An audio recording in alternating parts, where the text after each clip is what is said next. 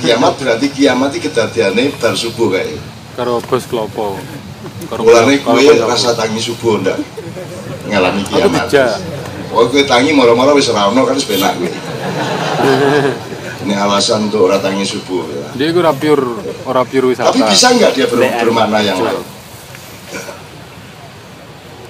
Bisa nggak bermakna yang lain? Dia ngamai kelapa kembali bahwa ya.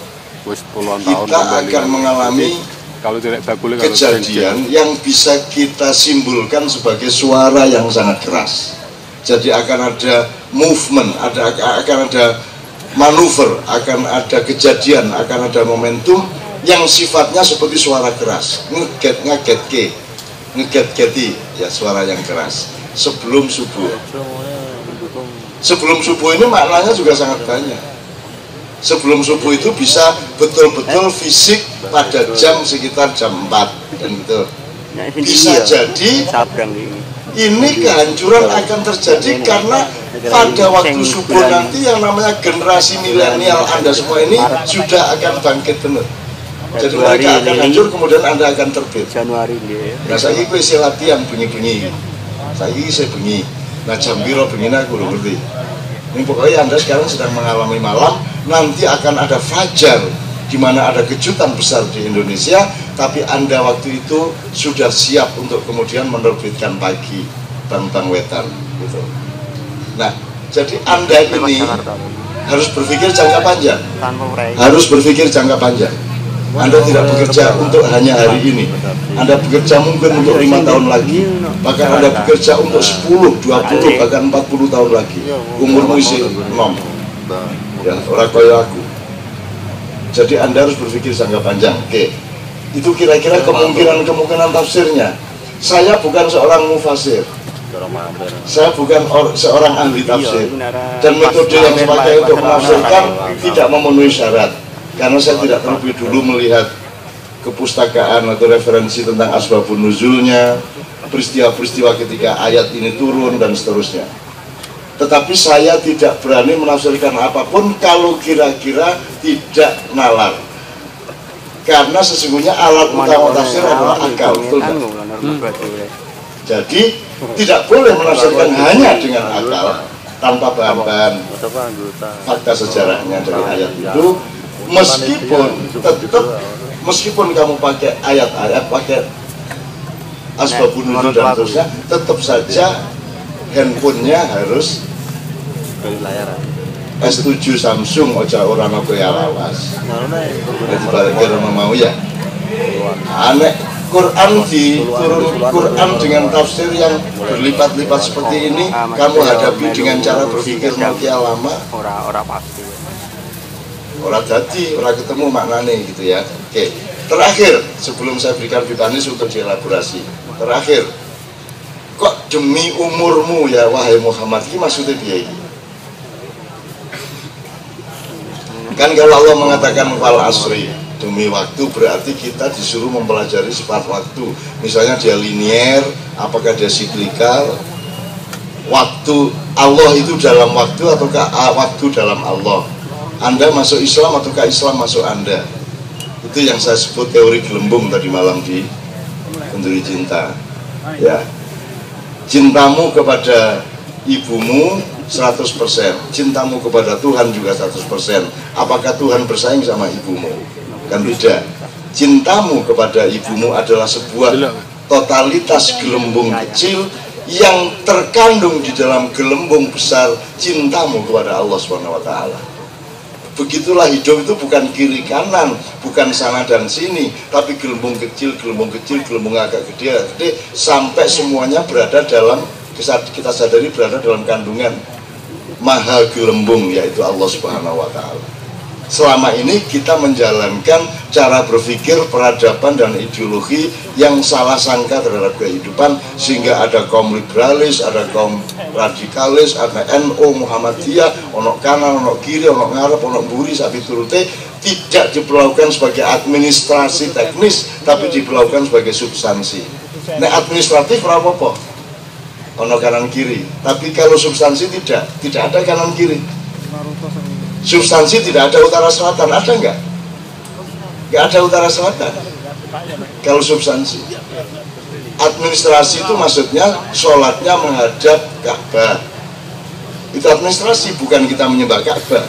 Substansinya adalah Anda menyembah Allah, terus dipersatukan arah fisiknya ke Ka'bah. Tidak berarti Anda harus menghadap ke barat. Tidak berarti yang Anda sembah adalah Ka'bah. Kan begitu. Kalau Allah tidak pakai administrasi, berarti Allah kemungkinannya adalah memerdekakan setiap orang untuk menghadap kemanapun kalau sholat, karena Allah ada di mana saja.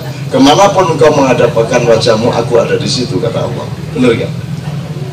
Ning diwaya no Gusti Allah, saiki nang masjid sembayangi sakarmu ngadep nanti. Kira-kira piye kita tiare.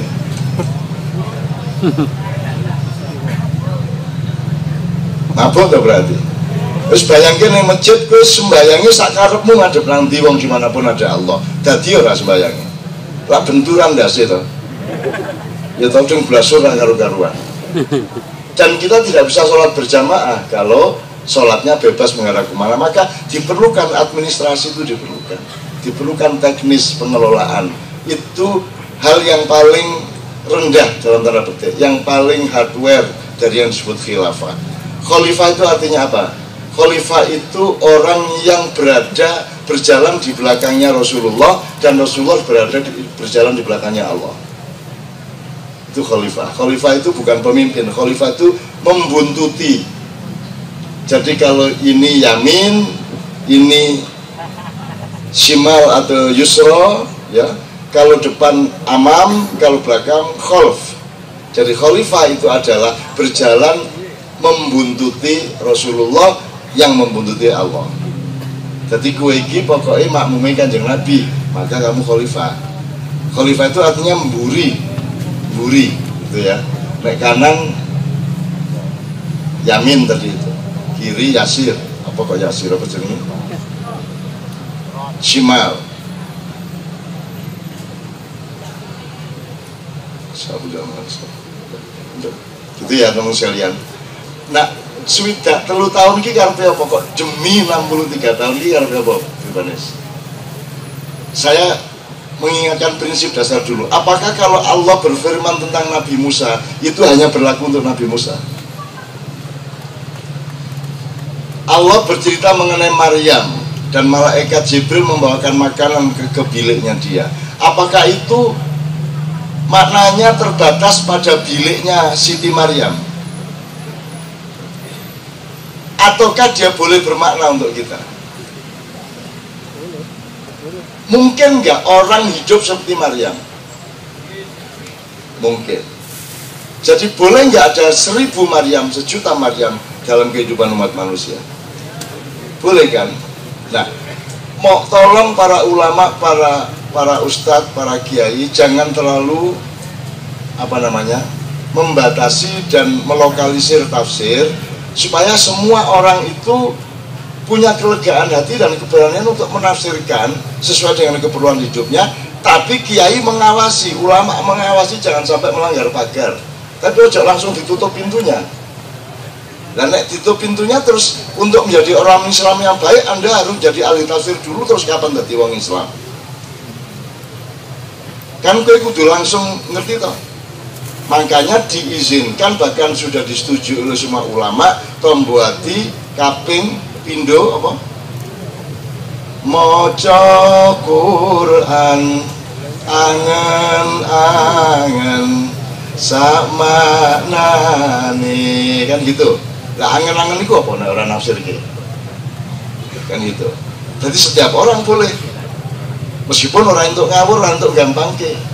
Tapi ada prinsip bahwa tidak ada satu huruf, bahkan satu harokat dari Al-Quran yang tidak terkait dengan setiap orang dan semua makhluk.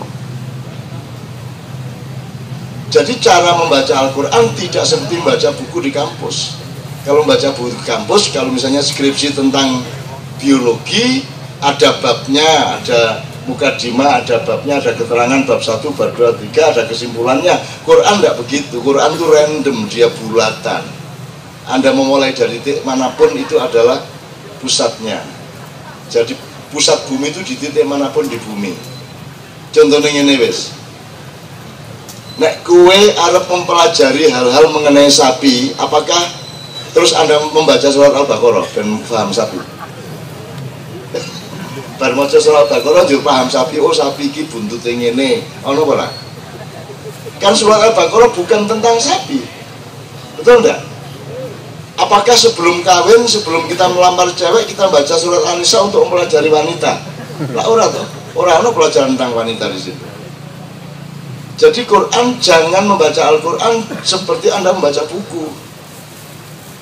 Membaca Quran itu bukan membaca ilmu, tapi membaca hidayah. Pokoknya waconen wis ngono wae. Sing ndi wae sakarepmu. Dengan itikat baik dan percaya kepada Allah Subhanahu wa taala, kamu pasti dapat berkahnya. Wis nek awang-awangan ndelok kandel Quran terus pokoke wudu bukaan sret ngono wae. Rong halamanku sing kok waca.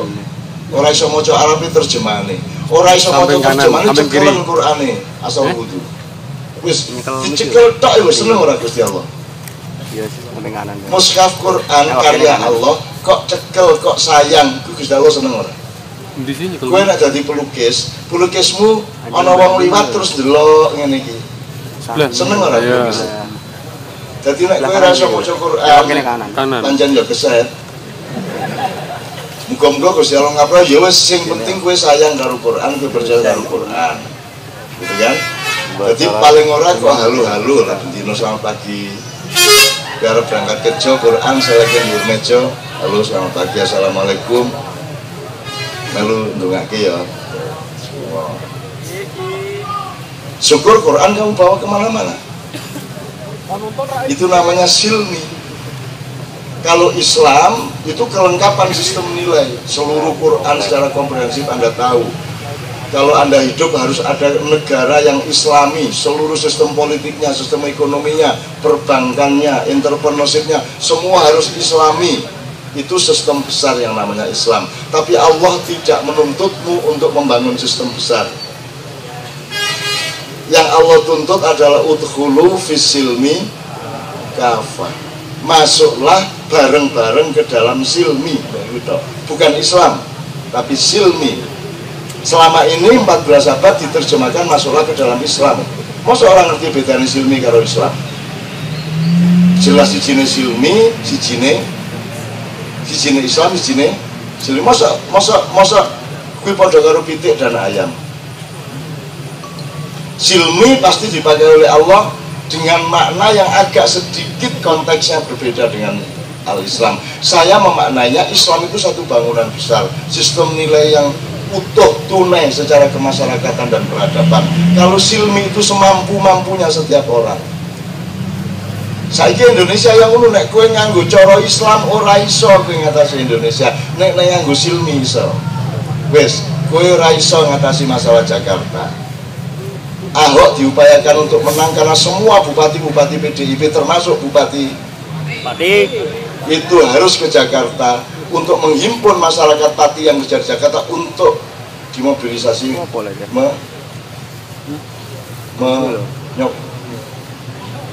memilih. Dan itu bupati mana-mana yang dimobilisasi. Artinya sing ora ono urusane dengan DKI, semua dimobilisir untuk ke sana. Jadi nek nganggo cara bangunan besar kowe ora iso ngatasi. Piye nek ternyata Polri bekerja untuk itu? Piye ternyata nek BIN juga bekerja untuk itu? Gitu. Anda tidak bisa mengatasi.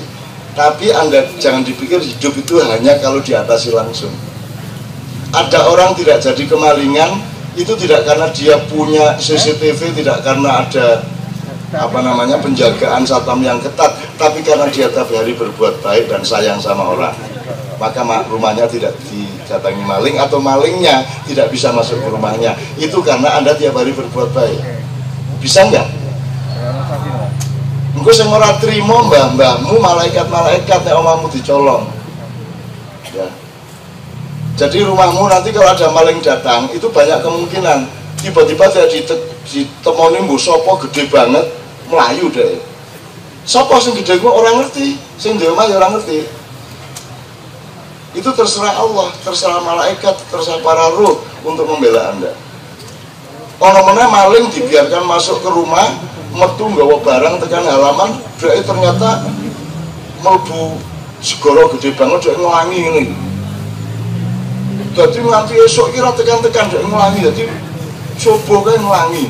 Ana srengenge wis terang benderang wong wis do liwat dhek sing ngene iki ning halaman rumah. Ono kuwi. Aku seneng banget adegan kuwi. Jajal kuwi maling ngono omahku ya. Engko tak gawe kowe nglangi. Padahal ora ono banyune kuwi. Kowe merasa ning segara ngene terus. Nek bagi buka omah dene sing dhisik. Aku seneng banget ya. Rawatan ndelok ora ngene iki. Rawatan. Jadi Indonesia juga begitu. Jangan dipikir mengatasi itu hanya teknis dan hardware. Ada banyak cara. Bisa nggak sebuah pesawat seharusnya jatuh secara teknologis teknis, tapi tidak dibiarkan jatuh oleh Allah, karena Allah menyuruh Sunan Kalijogo di daerah Solo menyelamatkan pesawat Garuda itu, memandu pilotnya untuk mendarat di tempat-tempat yang sudah dipilihkan oleh Sunan Kalijogo. Mungkin nggak? Jadi pokoknya kamu berbuat baik tiap hari, sayang sama orang tiap hari. Kula a'udzu birabbin nas, rububiyah terus. Ojo gawe kekuasaan, ojo gawe kekuatan, ojo umuk nang sapa sira sapa ingsun. Kowe sayang karo kabeh. Jadi pertama karakter yang mindset Anda dalam hidup adalah kul a'udzu birabbin nas. Sifat Rabbun, sifat rububiyah itu yang pertama. Itu. Kalau terpaksa baru malikin nas. Nah terpaksa meneh karena masih susah diatasi, ya sudah terpaksa ilahin nas. Gitu ya. Ilahin nas tuh kowe nduduki kekuatanmu, kowe sujud, kowe kudu sujud. Kuwi ilahin nas. Ayo, rukuk, sujud, nglosor. Ngono kuwi nek ilahin nas. Nek Malik ora, kowe ra iso rono, aku kuwasa. Nek Malik. Nek Rabbun kene le. Itu Rabbun. Jadi Allah Maha Pengasuh, kul a'udzu birabbin nas, terus Allah Maha Berkuasa, Malikin nas, dan Allah Maha Perkasa, Maha Sesembahan, yang bisa memaksamu untuk ndelosor, mati kowe mati, kiamat kun. Nah, itu namanya ilahin nas. Nah Anda kalau bisa, saya belum pernah menggunakan Malikin nas maupun ilahin nas.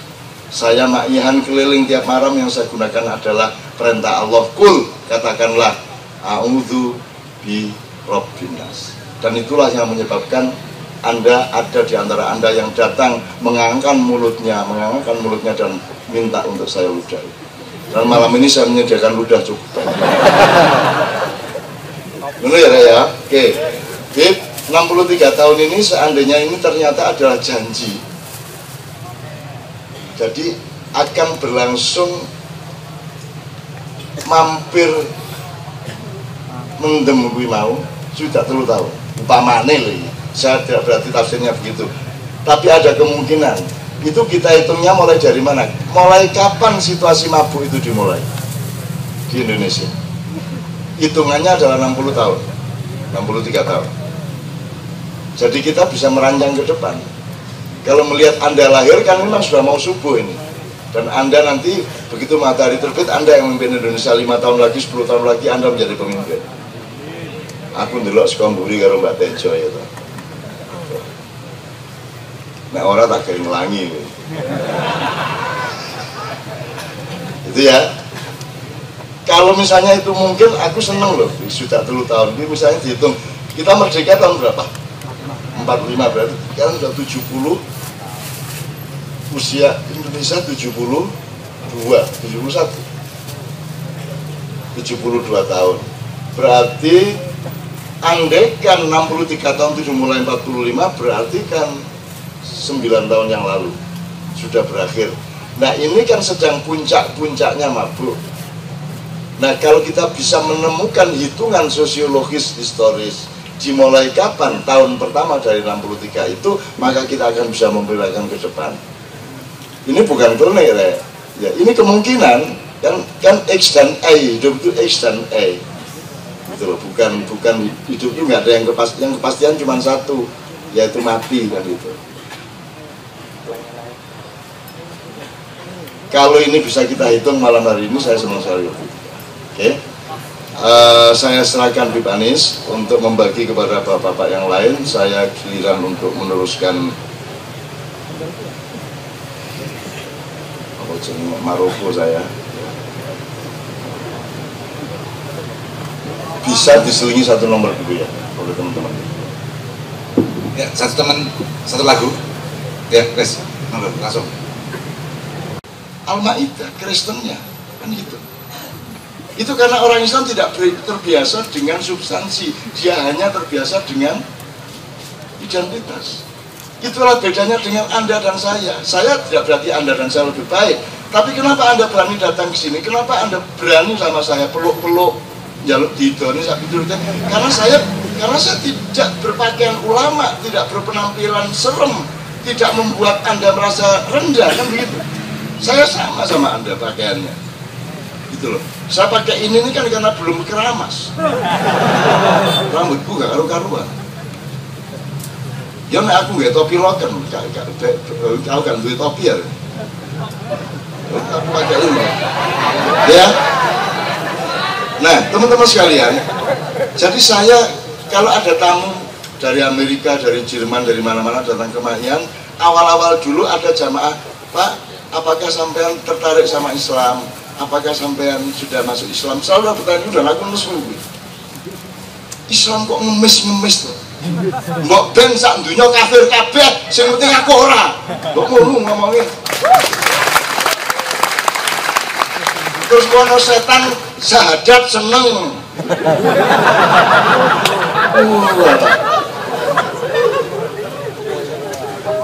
Kowe kok mempersilahkan dirimu dihapusi uang gitu loh. Guru bang keras guru itu manjat. Mulai aku orang itu kalau sudah masuk Islam benar itu justru dia merahasiakan, gitu loh. Kalau dia beneran, tapi kalau dia menjelaskannya, menerangkannya, mensosialisasikannya, berarti sebenarnya ada kandungan-kandungan strategis politis. Saya aja menyesal kok ketahuan bahwa saya orang Islam. Nah iya, itu merugikan proses sosialisasi kita. Seharusnya yang datang ke Anda adalah kelakuan Islami saya, identitas Islam saya. Makanya saya tidak pernah mengembangkan diri saya dengan penampilan-penampilan dan kostum-kostum yang membuat Anda jauh dari saya. Saya misalnya nyuwun sewu ya, kalau saya berpakaian kayak Habib Rizik, utamanya ya.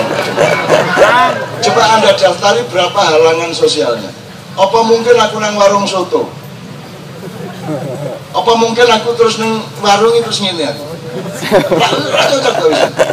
Terus sarwa ora enak. Terus kowe rawani karo aku. Kowe rawani nyedak karo aku. Saiki lak kendel arek. Kendel. Di bandara apa di warung cuma kocak selfie langsung selfie saya.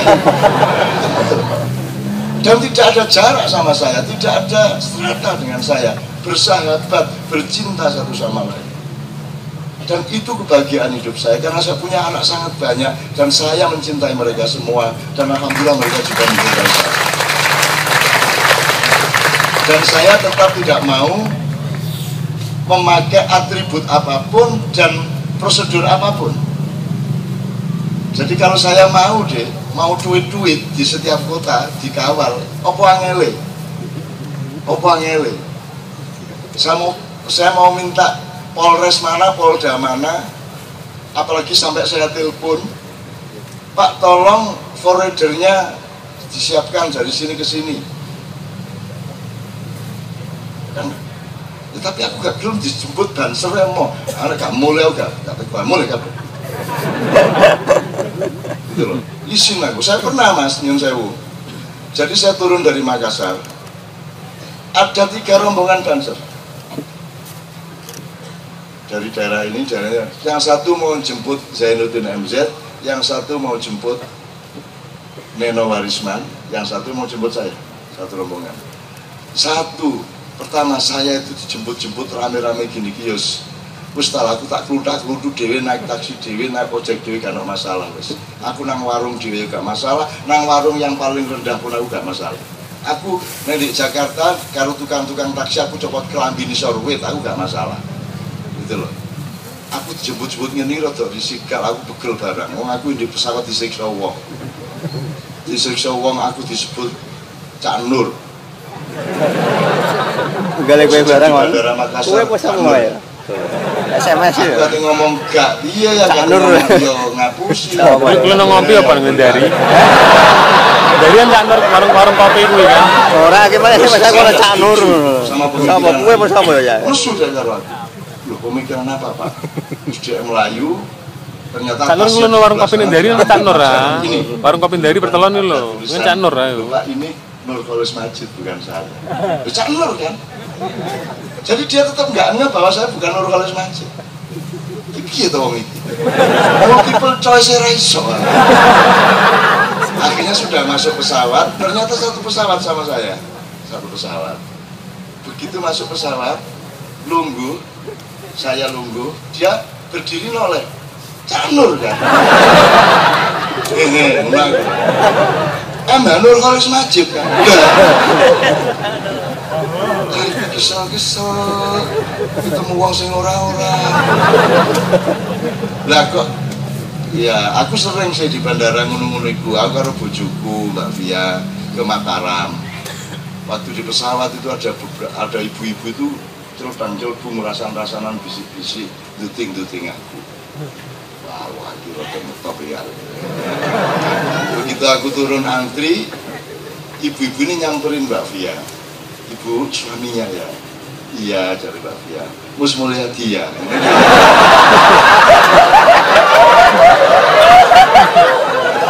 Mbak Via suara iya. Awas tak harus kawan-kawan. Mus mulia dia, guys kamu bos. Ada yang lebih parah. Saya rekaman di Pluit suatu hari tahun 90-an akhir, rekaman musik rock pada waktu itu. Terus mulai diterno Andi Subiakto oleh taksi welek mas, supirnya rotok mabuk, taksi ini wis gak ono bemper, gladak, terus joke ku teles bisa, terus aku lungguh mepet ini, nyupirnya ngawur bisa, Andi nesu, mas, yang bener bawa taksi, ngawur aja, kamu tahu nggak bawa siapa kamu? Tahu, jadi supirnya, tahu, siapa tahu? Caca Handika.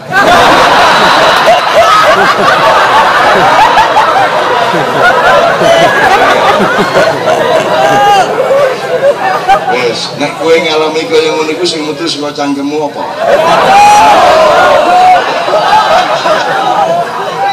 Apa mentang-mentang kowe iki wong alim terus astagfirullah. Yo oke cocok ning kurang rego to. Ya ta? Subhanallah. Yo cocok apik ning kurang mantep ya ta. Sing mantep dobol lare. Bener ya. Kan semua ada tempatnya masing-masing. Tidak ada barang kotor menurut sastra Jendra, ya ta? Kalau sing barang kotor, tidak ada air kotor. Kalau ada air ya, kalau ada menyebut ada air kotor, yang kotor adalah kotorannya, bukan airnya. Kalau kamu ambil kotorannya, air itu bersih karena air selalu bersih. Dan kotoran itu pun bukan kotoran, cuma dia berada tidak di tempat yang tepat sehingga dia menjadi seperti kotoran. Kan begitu. Sama. Kamu Jumatan, wiritan dewe banter. Jadi kotoran dalam.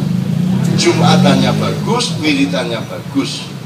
Karena Alhamdulillahilladzi la ilaha illallah la kira-kira piye? Jadi kotoran enggak? Padahal kedua-duanya hebat, mulia, bagus, baik, tapi menjadi kotoran. Jadi di dunia ini ada perjodohan yang menciptakan kemaslahatan dan ada perjodohan yang menciptakan kemudorotan. Gelap kita perlukan karena kita membutuhkan terang, kan begitu. Negatif kita perlukan karena kita harus mengolah positif menjadi lampu yang terang. Apa bisa intelek omongannya kan? Nah, teknologi adalah salah satu bentuk khilafah kita untuk membuat arus negatif dan positif itu menjadi cahaya. Itu ya Mas ya. Oke, saya ngurusin dikit yang Kalimantan tadi Mas. Juga ada rumus dasar Mas. Innaka la tahdi man ahbabta walakin Allah yahdi man yasha.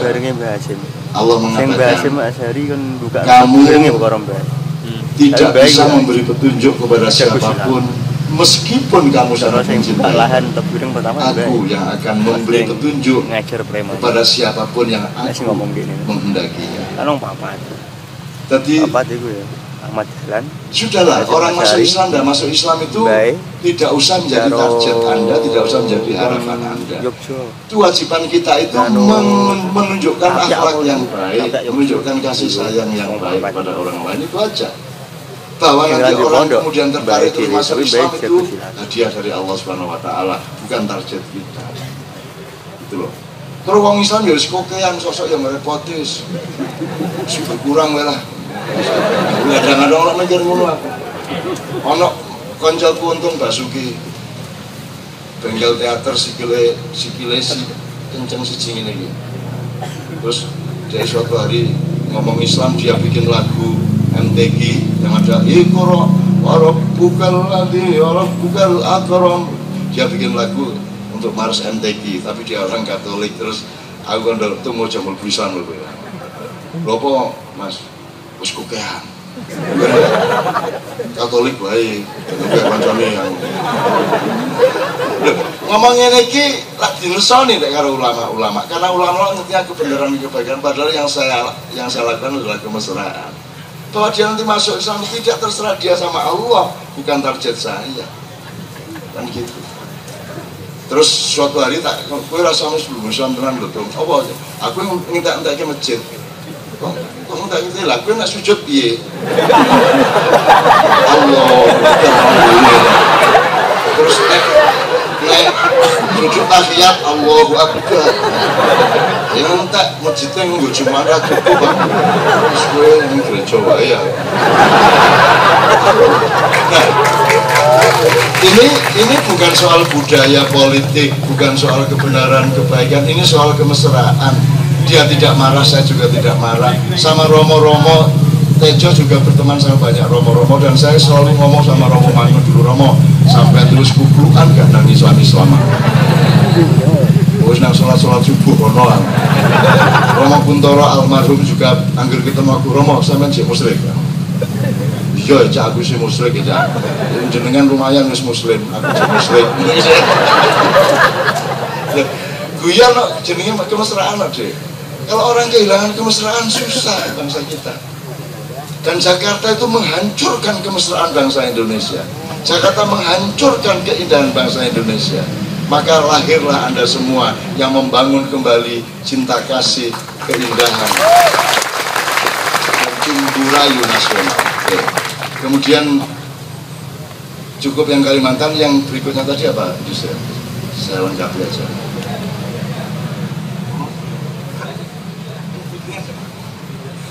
Oke, ya sudah, Anda saja yang rububiyah. Tidak usah bercita-cita semua orang rububiyah. Wis kowe wae cukup. Kan cita-citai gara-gara Bung Karno gantungkan cita-citamu setinggi langit itu sing salah ndek gone iku. Terus oleh naleni gantungane ndek ndi. Kalau dhuwur men cita-cita gini-gini nek klopo urung iso ya. Gantungkan cita-citamu setinggi langit, itu simbolik ya, itu juga cinta juga. Cuman orang jadi lebay terhadap terlalu berpamrih gini. Anda tahu nggak? Saya memang pernah ingin ada jamaah ma'iyah, saya nggak pernah. Saya juga nggak sering kok ngomong ma'iyah. Dan Anda tidak terikat sama saya. Saya juga tidak ingin ada pengajian bulanan sampai 23 tahun setiap bulan di Jombang, belum Surabaya, belum Malang, belum Semarang, belum Jogja, belum Jakarta, sekarang tambah Madiun, Purwokerto, Lampung, dan seterusnya. Saya tidak pernah ingin itu Allah yang kasih hadiah begitu itu pun ngerepotin saya aslinya. Betul. Tapi saya tidak menikmatinya sebagai perolehan saya menikmatinya sebagai rasa peneguhan iman bahwa Allah itu tanggung jawab kepada saya gitu loh Mas. Ngerti ya Mas ya? Jadi sudah, yang penting Anda rububiyah, yang penting Anda itu kasih sayang nomor satu, baru kekuatan atau kekuasaan, tapi nomor satu kasih sayang, udah Anda aja. Nah nanti kan akan melebar, temenmu akan begitu, adikmu, kakakmu akan juga begitu kan begitu. Nah, orang ya orang masalah, yang penting gue sayang, gitu aja. Jangan terlalu gede cita-citanya tuh. Ben ini sandunya ini guys, ben.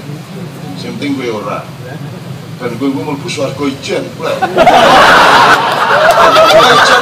Kancamu ulu ya kabeh ning neraka kono. Akhirnya njupuk kula tak ulu ya mon. Tadi kan saya mengatakan Anda itu mbok simulasi sedikit-sedikit, kadang-kadang iseng-iseng membayangkan kehidupan di surga. Aku takon, semalam saya sudah tanya di KC, apa yang membuatmu hidup bergairah? Bergairah untuk hidup itu apa? Kenapa kamu bangun pagi? Coba cari. Kenapa bangun pagi? Apa tuh kira-kira? Kenapa bangun pagi? Kerja. Mau tahu kalau turu paling tanggung jawab pada wong tua. Kerja, harus sholat subuh, betul ya? Nanti di surga tidak perlu sholat subuh, tidak perlu bangun. Di surga tidak perlu kerja, semua ada. Di surga tidak ada tuntutan orang tua seperti itu. Moga wong tuamu karo kowe urung karuan bareng. Jadi untuk apa kamu hidup di surga itu rumangsamu piye? Penak. Tidak perlu berjuang, tidak perlu olahraga. Coba ngapain di surga coba? ambilnya sirah. Ngopo kowe ning surga? Jajal ya jadi isu ngopo awan ngopo coba? Coba disimulasi. Kok le nafsu menuju surga. Latihan. Gitu. Ayo. Sekarang kan Anda hidup bergairah karena ada tantangan, betul enggak? Karena harus kreatif, gitu. Ingin menghasilkan sesuatu, ingin berkarya, kan gitu. Maka Anda hidup, maka Anda ayo tantangan nih. Aku ditangi sok iki aku janji ning pasar, gitu kan? Maka Anda hidup ning surga iki ora perlu ya. Ora perlu cari nafkah, ora perlu berjuang, ora perlu rabi bidodari akeh banget. Njur ngopo kowe ning surga?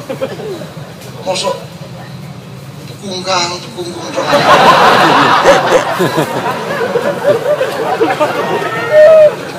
Ayo coba.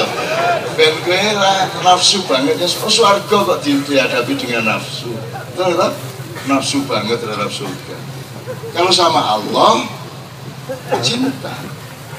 Nah, salah satu akibat atau produk dari cinta itu adalah surga. Jadi cari Allah aja. Kalau Anda sudah diterima Allah, maka bonusnya luar biasa banyak, fasilitasnya luar biasa banyak, dan Anda bisa menawar. Kok mek ngeten swarga? Mek ana kali terus ono. Aku lampun kecil buron ten kali ya. Masuk swarga mek kali tali pripun iki. Karaoke ramo.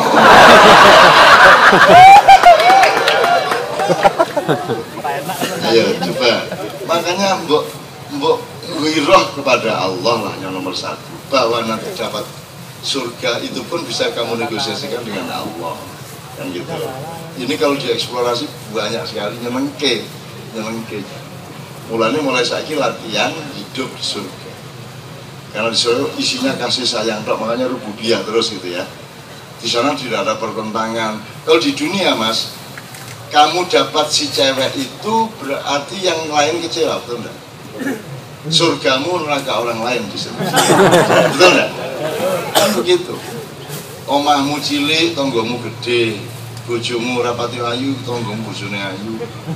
Neraka swarga wis kok alami ning kene. Ning swarga kok arep ngopo? Di sana tidak ada pertentangan, tidak ada akibat buruk, tidak ada semua yang membuat kita hidup di dunia ini. Di sana tidak ada semua. Terus kira-kira gue ngopo ning swarga? Sembayang ya wis ora. Wong sembayang lah ning dunya ben mlebu swarga tapi ana ning swarga kowe ngopo? Sembayang tahajud nggo ngopo tahajud ning swarga?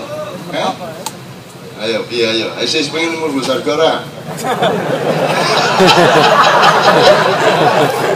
Bener dewe gue. Malah ning neraka banyak tantangan.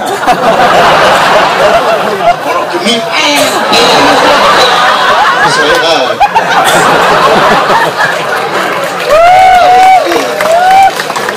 Mulane to aja multiple choice. Surga atau neraka gitu. Multiple choice itu kan masalah kualitatif. Surga sudah engkau rintis di dalam jiwa. Ada sistem fisik, sistem jasad, sistem roh, sistem kejiwaan yang Anda sudah mulai mendidik diri Anda sudah mulai menciptakan surga di dalam tradisi-tradisi hidupmu sebenarnya, dan itu tergantung Anda sebenarnya. Jadi Anda jangan melihat dunia. Lah saiki di kotak ke dunia akhirat. Yang lawannya dunia lawannya akhirat, gitu. Loh, gitu kok. Bumi sendiri, langit sendiri gitu. Gimana tuh? Apa ngono? Urip ki. Ada di sini bumi, di sana langit gitu. Kita kok iki ilmu apa kuwi? IPA-mu piye? Bumi itu bagian dari langit dong. Yang kita melihat langit itu kan sebenarnya bagian sana dari satu alam semesta, tapi bumi dan yang kita lihat di sana itu kan satu gelembung yang sama. Jadi bukan bumi dan langit, itu kan istilah administratifnya Allah, bumi dan langit, tapi tidak benar-benar bumi dan langit. Otak kiri, otak kanan, rumah mondas, musigar, rumah jadi begitu Rene Siti emosional, Rene Siti rasional, ngono. Jadi ndinggir ono sigaran guys.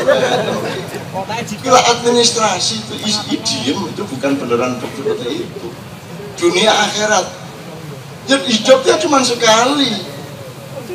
Dari awal sampai akhir. Sekarang ini kita di awal, nanti sampai ke akhir. Akhirnya tidak tahu kapan karena kita akan mengalami 2 kali keabadian. Jadi sekarang itu bagian dari sebuah rentang yang akan ada nanti.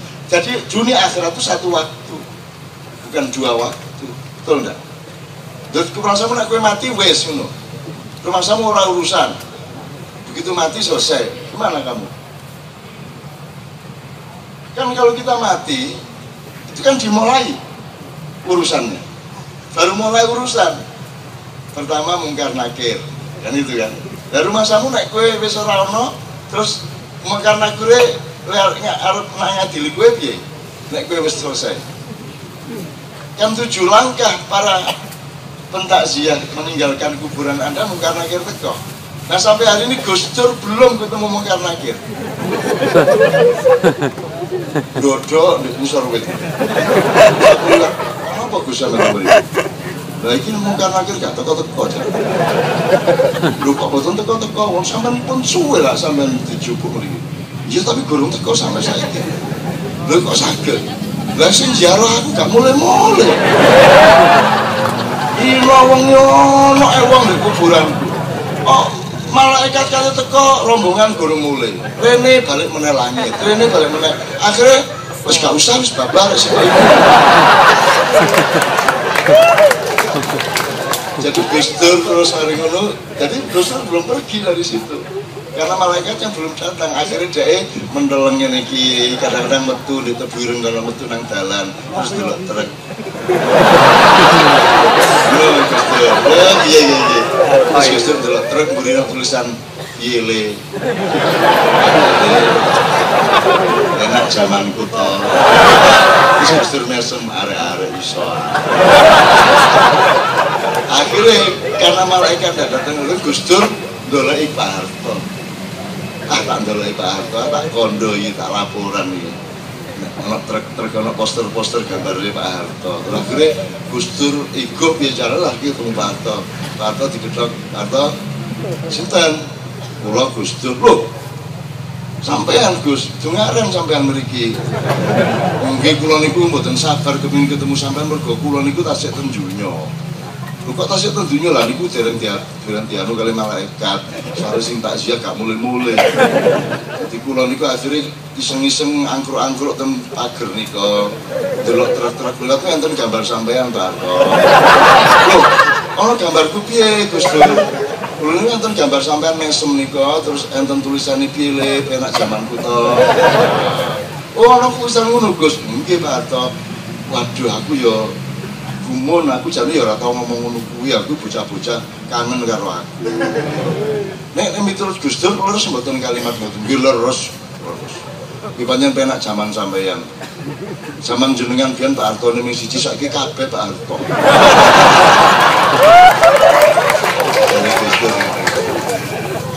Ngene iki apa ngene iki? Apa ini tafsir? Apa ini kebenaran? Ora kemesraan. Ora entuk apa? Kemesraan. jangan kehilangan kemesraan. Kok karo bojomu syar'i, di kamar syar'i, aku, ayo sujud, aku mburi ya.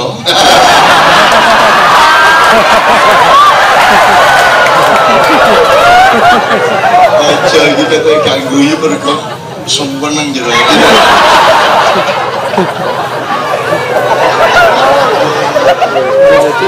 Ya Allah, ya Rabbi ya Karim, Masya Allah, ya Allah, cintai, ridhoi dan tuntunlah anak-anakku.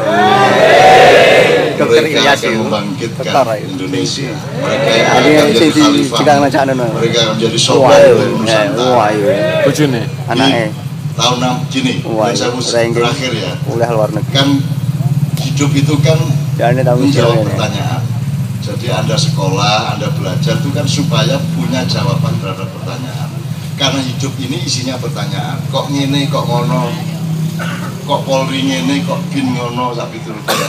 Kok negara ngene, kok pilkada ngono, kan pertanyaan tok isinya. Nah, Anda yang namanya hidup adalah Anda mempelajari segala sesuatu supaya bisa menjawab pertanyaan. Atau ada masalah, Anda memberi penyelesaian. Kan itu. Lahirnya generasi 10 tahun lagi Anda ini adalah Anda siap dengan jawaban-jawaban yang tidak menambah masalah. Anda adalah ikut pegadaian,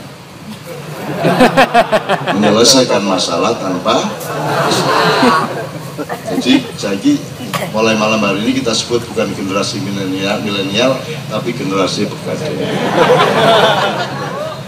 Nah, gini teman-teman sekalian,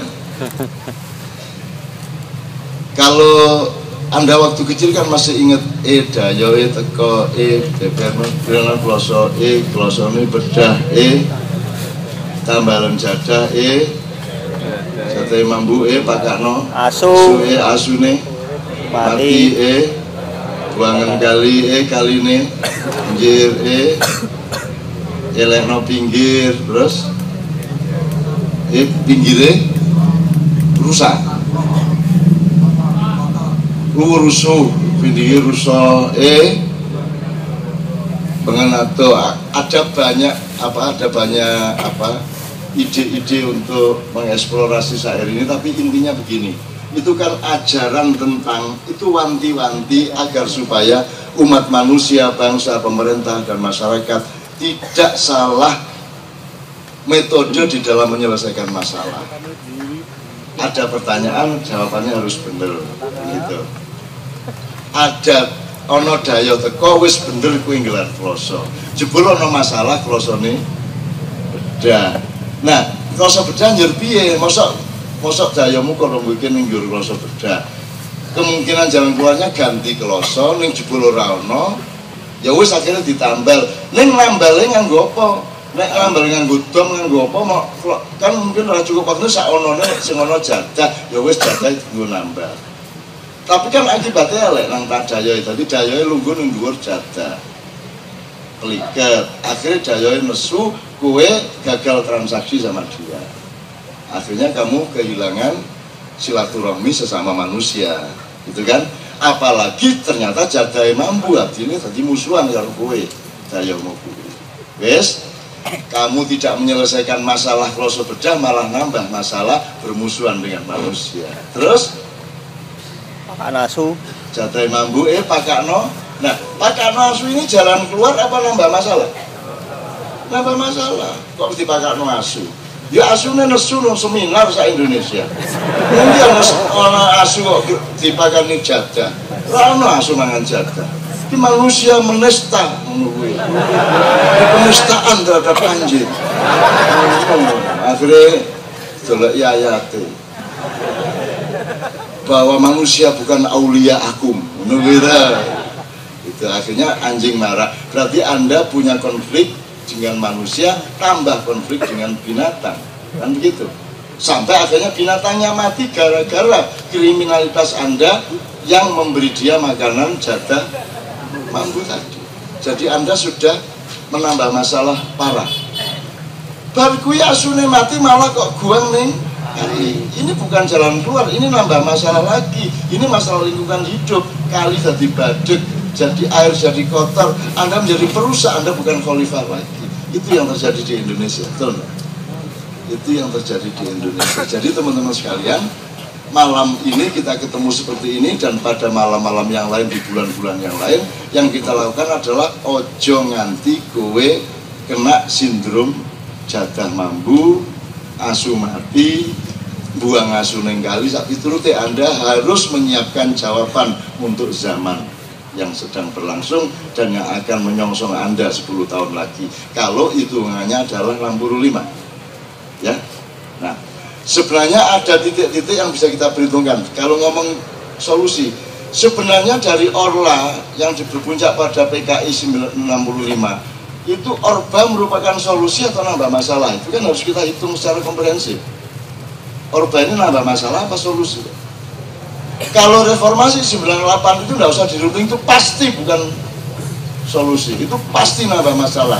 Dan kita sekarang ditimbun oleh masalah-masalah sejak 98, itu sudah pasti. Tapi kalau 65 lahir Orde Baru, itu solusi atau masalah, itu harus kita cari. Sebelumnya sudah ada masalah lagi, yaitu tahun 59 dekret.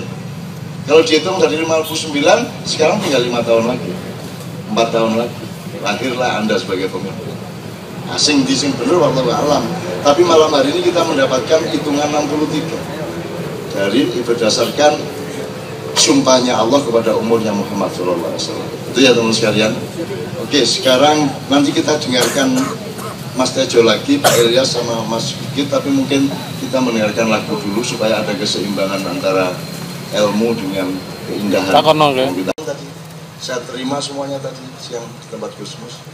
Mereka banyak kesalahan kepada saya, tapi saya tidak pernah bilang kepada siapa-siapa. Tapi saya tidak pernah membenci mereka, saya tetap menerima mereka dan tetap membesarkan hati mereka. Tidak seorang pun yang saya ancam atau yang saya pendeli dan tidak. Semua tak besarin hatinya.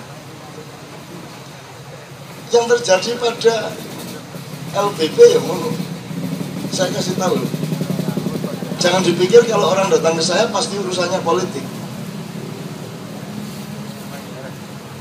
Mereka tahu ada yang mereka berani katakan kepada saya dan ada yang tidak berani mereka katakan. Ada orang yang tidak mungkin, misalnya saya nawari uang ke saya, itu mustahil ada orang menawari uang ke saya. Gak mungkin wani ngomong duit ke aku, gak mungkin.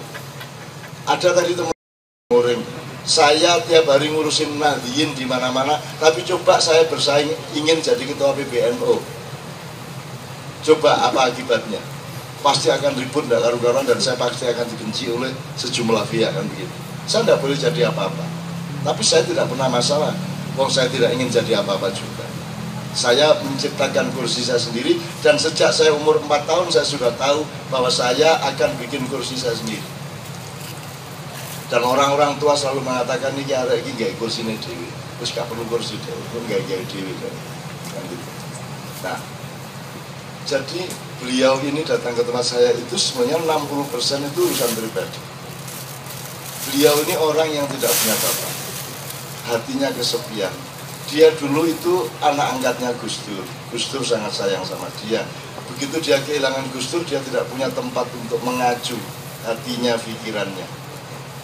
Dia sudah sangat percaya kepada Islam, tapi tidak mungkin cak ibu saya itu orang Katolik. Kalau saya masuk Islam, dia bisa mati mendadak.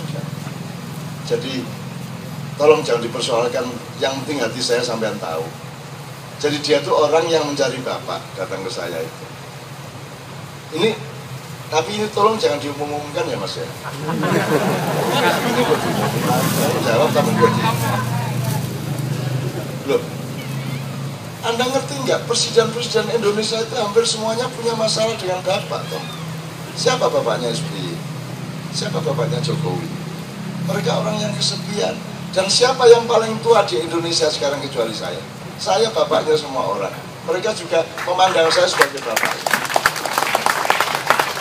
Jadi Anda jangan benci sama sekarang, mereka itu yono baik, yono cengenge, yono sedih, yono sepine. Jangan hanya dilihat bahwa mereka berkuasa gitu toh. Mereka punya banyak dimensi dalam kehidupan mereka. Gitu loh. Nah, kita jangan mempersempit hidup ini dengan satu tema atau satu konteks saja. Bahwa dia presiden, bahwa dia menteri, bahwa dia ketua partai, bahwa dia calon gubernur. Jangan hanya begitu. Ada banyak hal. Oleh karena kita bertawaf. Saya ini bertawaf. bukan saya bawa panah dan tombak dan pedang di salah satu kutub berdiri di situ, enggak. Saya bertawaf mengelilingi bumi terus menerus. Makanya saya terus menerus ketemu Anda, dan Anda juga paham kok. Anda paham tanpa